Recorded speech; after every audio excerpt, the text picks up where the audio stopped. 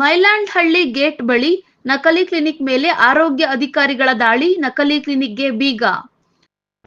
ಚಿಂತಾಮಣಿ ತಾಲೂಕಿನ ಮೈಲಾಂಡ್ಲಹಳ್ಳಿ ಗೇಟ್ ಬಳಿ ಇದ್ದ ನಕಲಿ ಕ್ಲಿನಿಕ್ ಮೇಲೆ ತಾಲೂಕು ಆರೋಗ್ಯ ಇಲಾಖೆ ಅಧಿಕಾರಿಗಳು ದಿಢೀರ್ ದಾಳಿ ನಡೆಸಿದ್ದು, ಈ ವೇಳೆ ರಮಾದೇವಿ ಎಂಬಾಕೆ ಸೂಕ್ತ ವಿದ್ಯಾಭ್ಯಾಸ ಇಲ್ಲದೆ, ಈಕೆ ನಾಮಫಲಕವಿಲ್ಲದ ನಕಲಿ ಕ್ಲಿನಿಕ್ ನಡೆಸುತ್ತಿದ್ದು, ಈ ಸಂದರ್ಭದಲ್ಲಿ ಪರಿಶೀಲನೆ ನಡೆಸಿದ ಅಧಿಕಾರಿಗಳು ನಕಲಿ ಕ್ಲಿನಿಕ್ ಮೇಲೆ ಜಿಲ್ಲಾಧಿಕಾರಿಗಳ ನ್ಯಾಯಾಲಯಕ್ಕೆ ಎಫ್ಐಆರ್ ದಾಖಲಿಸಿ ನಕಲಿ ಕ್ಲಿನಿಕ್ ಕಟ್ಟಡವನ್ನು ಸೀಸ್ ಮಾಡಿ ಕ್ಲಿನಿಕ್ನಲ್ಲಿದ್ದ ಹಲವು ಪರಿಕರಗಳನ್ನು ವಶಪಡಿಸಿಕೊಂಡಿದ್ದಾರೆ.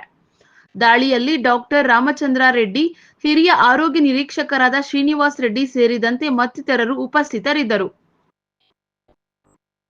ವರದಿ ರವಿಕುಮಾರ್, NKS TV4 ಚಿಂತಾಮಣಿ.